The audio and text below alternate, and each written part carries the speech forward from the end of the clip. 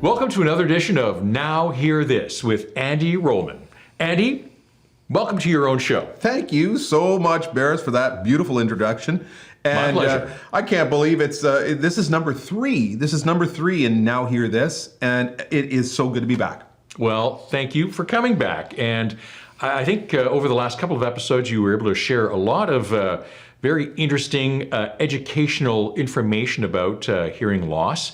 And I was kind of very intrigued as to what we would be talking about today. So what will we be talking about today? Well, now that you have whet everybody's appetite, here we go. We're going to talk a little bit about hearing loss and as it relates to COVID. And I know we're getting all a little tired of hearing about it. There's been months of this, but it is really important to talk about. So is there a hearing loss issue, like you get COVID and you can have hearing loss? Is that what you mean? Or Well, no, not so much that. It's just that, people dealing with hearing loss, we often think that it's just hearing loss. It's just a sense that is impaired. And it's just so much more than that. I mean, unbeknownst to a lot of people, when you're dealing with hearing loss, there are other senses that need to take over. Okay? So you've got your vision primarily that needs to kind of help out. Okay, so what happens to a person then when they cannot hear very well? What do? Well, they look for the visual cues. Without even realizing, people are lip reading to try to get those visual cues to make up for what they can't hear. And we're all running around with masks now, I guess. So is that the issue? Bingo. That's a big thing. I have many clients these days that come into the clinic and they say to me, I go to the bank or I go to the grocery store and there I am talking to a person who's behind glass, who is wearing a mask.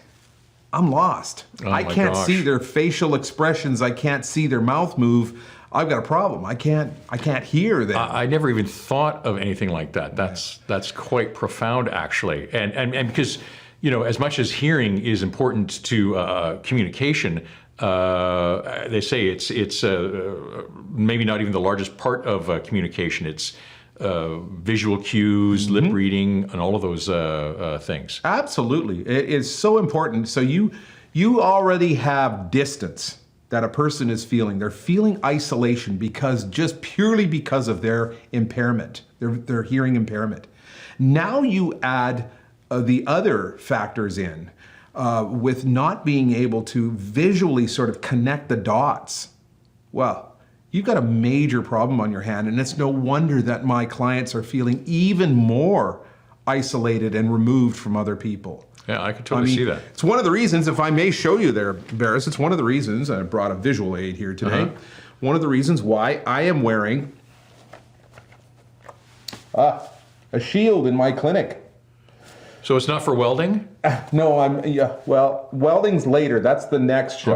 Okay. For now, I have to wear that because it does provide a level of connection to my clients.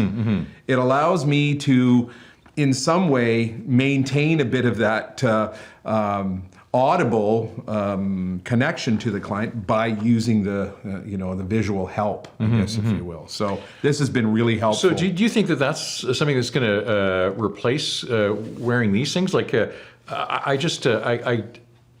because everyone's wearing these now, I think there's going to be a problem for a while for people that are hearing impaired. Because yeah, I think so. I mean, the emphasis has been placed on wearing the mask. So naturally, people will automatically opt for what, our government officials have recommended, which has been the masks.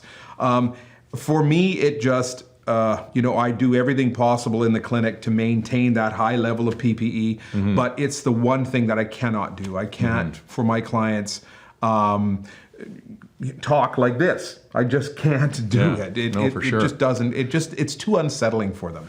Well, and to take a little bit of a right turn, it'll be interesting once the pandemic is over and we don't have to wear masks anymore, because it strikes me that in certain societies people wear masks all the time because of prevent germ spread. I would think that a certain percentage of the population in North America or elsewhere is going to just continue doing it because less is your chances of flu. So this is probably here to stay to some extent. It will be, and it's a bit disconcerting. I mean, we would like to say at some point we'll get back to some sort of normal, but you're right, Berris. This may be that kind of new normal that they've been talking about, and so you feel for people who have that, who have hearing impairment and who have got to try to manage it somehow. And we need to all be a little bit more sympathetic. Yeah, no, those are sage words, sound advice.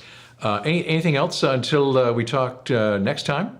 Not really. I'm just encouraging people still to, to come into the clinic. The clinic, all the clinics in Chilliwack are open, some by appointment, some, hearing is still important, okay? And if you folks have not got your hearing tested, please do so. It's so important that we establish some kind of a baseline, so if anything happens down the road, we've got something to measure it to. So please don't stay away. We love to see you.